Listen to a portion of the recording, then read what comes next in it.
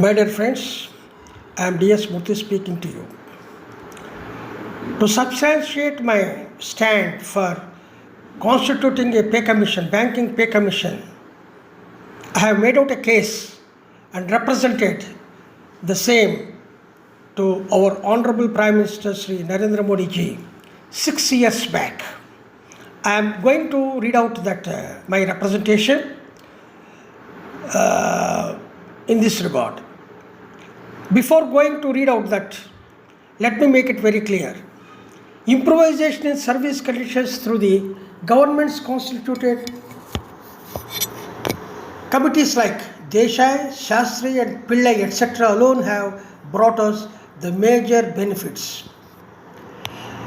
IBA UFBU nexus has always been overriding the pension regulations in the guise of bipartite settlements, be it anomalies like 100% DA, second pension option, option to resignees, special allowance farce, etc. etc.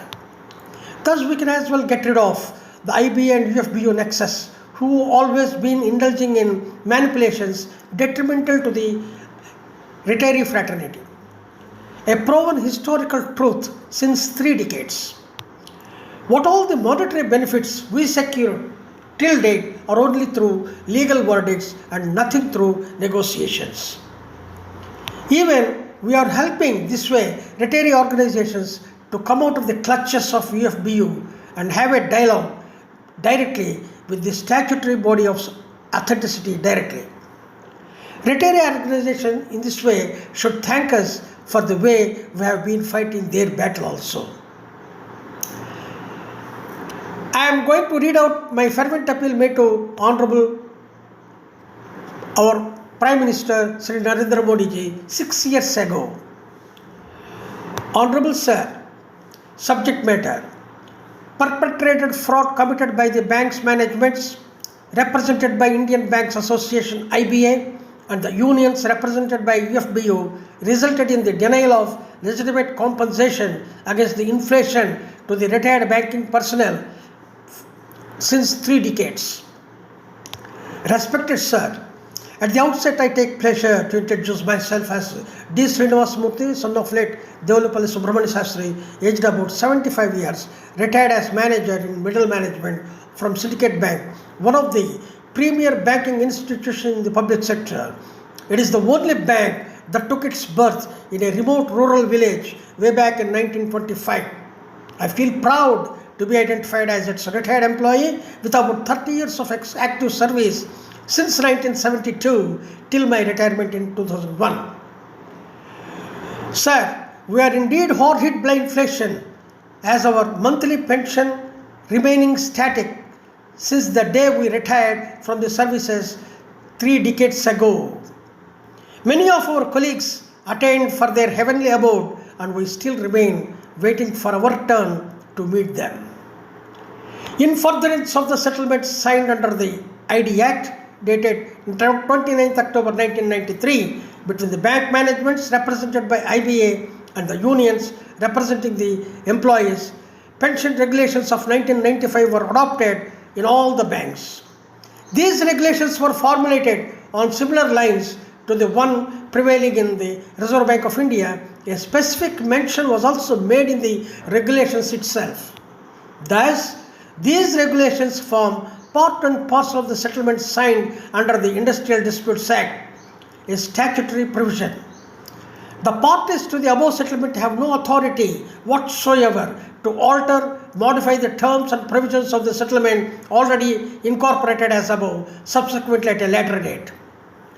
100% DA neutralization and family pension were long back resolved in Reserve Bank of India in 2008 and 2013 respectively.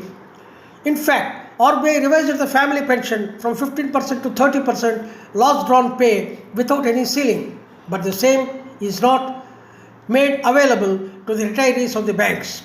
This discrimination is contrary to the provisions of the pension scheme adopted by the banking industry as stated above, a glaring indiscrimination indeed. Contrary to the above, IBI went on issuing its administrative guidelines subsequently to its member banks overruling the provisions of the settlement, much detrimental to the interest of the pensioners who are the ultimate beneficiaries of the pension trust. We have been denied of our legitimate claim of 100% neutralization on par with those who retired from their services with effect from 2003. The very meagre family pension has remained static since a long time. By mere administrative orders, though not maintainable under law, IBA has been on several instances deliberately overruled, bypassed, violated the provisions and clauses of the pension settlement made under the ID Act, depriving a meagre section of the retirees like us of the legitimate claims, obviously with the tacit approval of the UFBU. That goes without saying.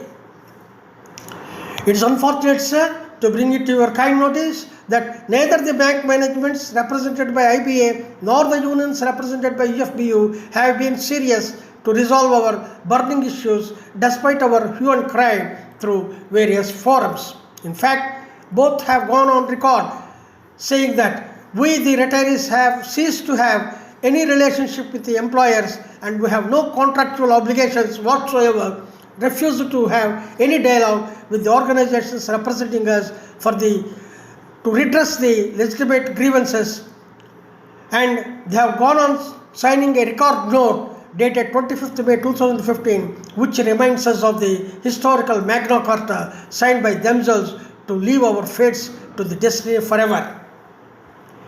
Transparency in the management's pension corpus.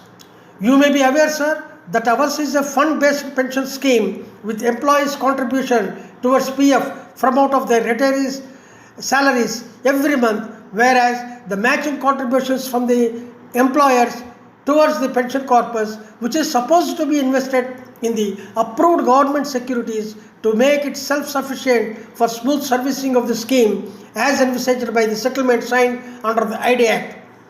The responsibility of managing and servicing the pension corpus is vested in the hands of the respective boards of trustees formed by the concerned banks, who are to take the best interest of the beneficiaries of the trust. But I am apprehensive of the following facts. Are the bank managements creating their management contributions towards the pension corpus on monthly basis, as is being deducted from the serving employees while disbursing their monthly salaries? Whether the investments of pension corpus have been in conformity with the terms of the pension settlement as originally signed under the ID Act? Whether the interest loss to the pension corpus funds retirees due to their amortization of pension cost of banks for over 5 years in the 9th BP settlement is made good? Else, is it not an act of misappropriation at the corporate level, though it bears the post-ratification by the RBI? The pension fund of the bank was invested in a private company in the form of non-convertible secured debentures, contrary to the provisions of the pension regulations. It is an example, it is a standing example, glaring. The same private company was also given huge loans around 14,000 crores by that bank and other banks. In other words, the company which was favored with such a huge loan was also favored with the above investment in NCD bonds from the employees' pension corpus funds. This account has become NPA, one of the 12 major accounts before the National Company Law Tribunal. Obviously, the investment in the debenture bonds also became a dead investment and NPA to the tune of 20 crores. Consequently, the bank pension fund, being creditor, investor in the NCD bonds in the said NCD, has also been advised by the authorities to file a claim with the company which is about to already declared insolvent. Under the circumstances, neither the bank would realize their dues nor the pension fund would get back their investments in the NCD bonds to the extent of 20 crores, leave alone the returns part of it.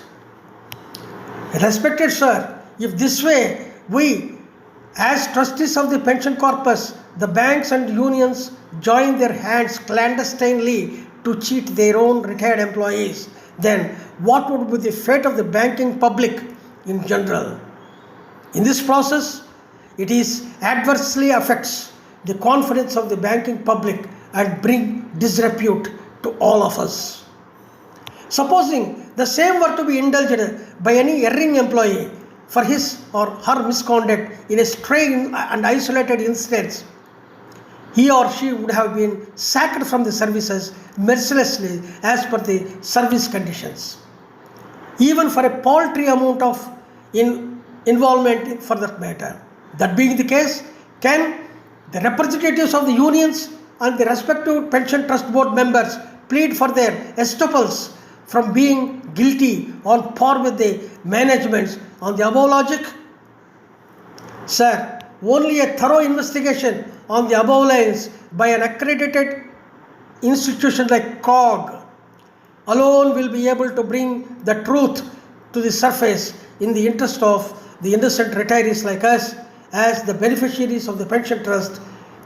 Auditors concerned should also be made accountable in this process.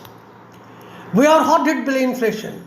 Our pension and family pension remained static for over 30 years without any revision, in spite of several wage settlements took place in the banking industry. We are unable to make our both ends meet at this fag end of our lives. We are treated as untouchables, particularly both by the managements and the unions as well. So, we are at lost to understand as to how our funds are being managed by the trustees behind our back without even an iota of knowledge. Hence, my request for 𝐒𝐿 inquiry. There are no representatives from the retirees on the pension trust boards of the banks. Notwithstanding the above, even the available resources in the pension corpus funds can easily pay 3-4 times of the present pension to all retirees without any pinch off on their profits and without warranting the government to make any additional budgetary allocation for it. The money held in trust is certainly mismanaged by the banks in the process of denying the pension with updation as provided in Regulation 56 of the pension regulations. The pension fund need not service employees of who recruited after 1/4/2010 because they are governed by PFRDA scheme, that is new pension scheme. From the above, it is evidently clear, sir, that it is only the egoistic stance taken by both IBA and UFBU alone is coming in the way of our well-being as the beneficiaries of the pension trust. This is exactly only the crux of the problem. We are therefore forced to necessarily bank upon the time-consuming legal recourse which needs to be exploited simultaneously together with other organizational efforts. Thus, the sole architects, IBA and UFBU being the sole architects and copyright holders of their so-called Magna Carta, that is a record note of 25th 2015, we are made untouchables and stand before them like beggars. Thus, we have been treated as untouchables, both IBA and unions as well. Under the circumstances, we have been left out with no other option but to knock the doors of justice for redress of our legitimate grievances, though burdensome, frustrating and time-consuming. If you try to look at the past, sir, only PCR recommendations, committee constituted by the Government of India, brought a sea change in the service conditions of the bank officers. This is besides many other committees constituted by the governments in the past that has resulted in to bring improvisations in the service conditions of the bank employees at large in the form of various awards like Shastri and Desai over a period of time. Let us not therefore lose sight of these historical facts. In the above backdrop, Under the given circumstances, time has come for us, we the retirees, to urge the government to set up a banking pay commission, the only ultimate recourse for all of us, as we will have a statutory body of authenticity to whom we can represent for the redress of our legitimate grievances directly through our organizations or individually with dignity and decorum. Thus, we can as well eliminate the manipulations at the behest of IBA and unions during the negotiations, which are very much detrimental to the interest of the bank retirees as stated above. Sir, in my 6 decades of active life, I have come across only 2 statesmen as Prime Ministers of our nation. That is, late Lal Bahadur Shastri ji, and the next being none but yourself, who have kept the priorities of the nation at high esteem with firm conviction and determination to be trendsetters, leaders by example. Honorable Sir, many of our colleagues attained their heavenly abode, and we still remain waiting for our turn to meet them. Therefore, I volunteered to place before you, sir, the grievances as detailed above, and seek your kind intervention and help us to bring solace. In the light of the above, with folded hands, I make this fervent appeal to you, sir, to come to our rescue who are with one foot in the grave at this fag end of our lives. Save our souls. Thanking you, sir.